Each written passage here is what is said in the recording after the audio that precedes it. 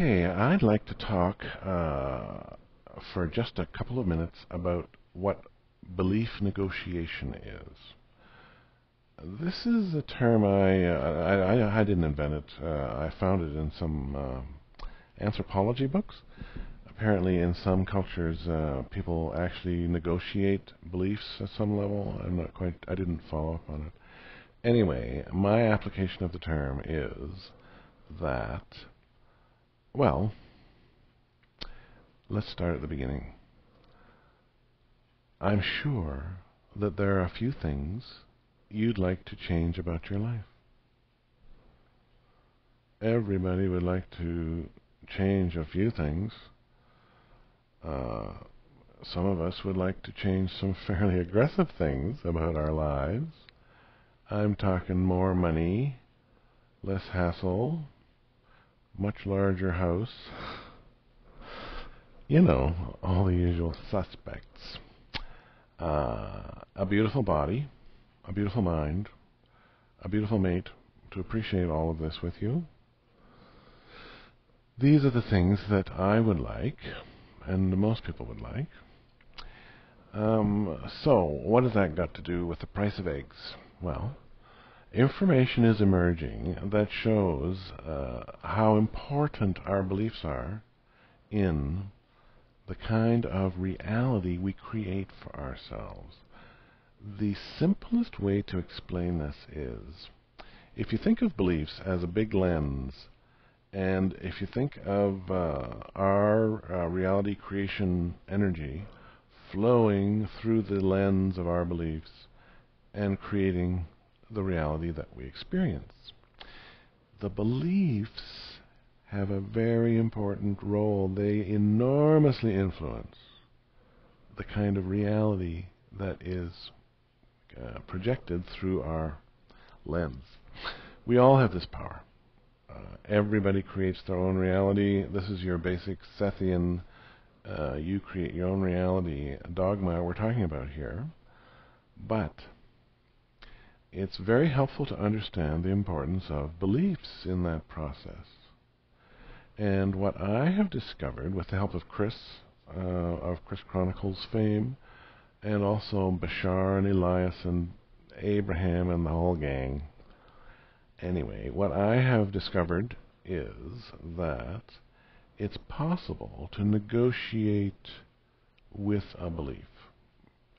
Actually, more accurately, if you have one belief and it's unopposed by anything else in your understanding, then there's no problem. This does not cause a problem.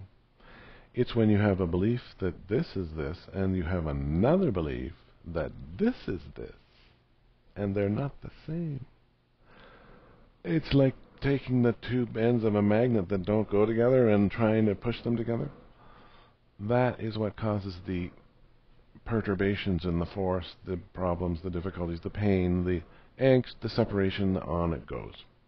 You have one belief that says this, and one belief that says this. So, what I have discovered is that these two beliefs we can take ownership of them both, honor them both, understand the values of both, and the original intentions of both.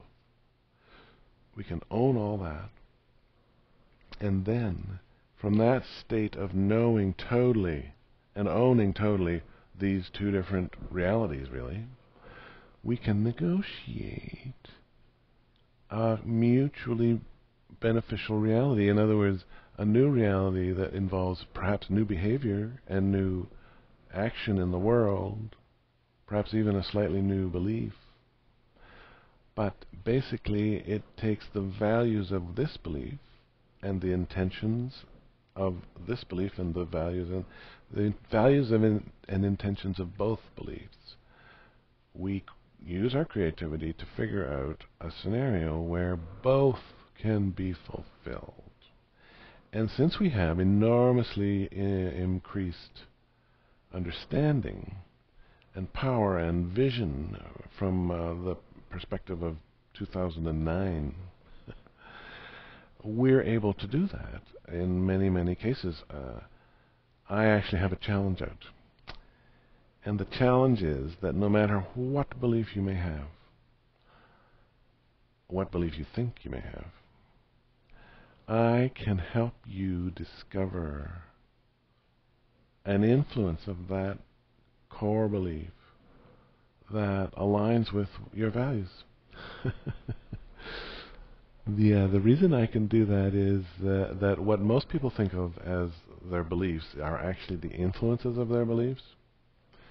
A core belief might be, how I think and feel influences my physical body. Positive, negative, that's neutral.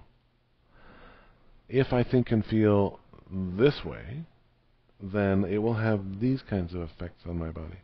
If I think and feel this way, let's say beautiful, healthy, happy, that will be the effect. Let's say this way is sad and broken and diseased and anxious. That will be so. But those two are just two particulars of the core belief that how we think and feel influences our physical body. So anyway, that's Belief Negotiations 101. And thank you very much for listening.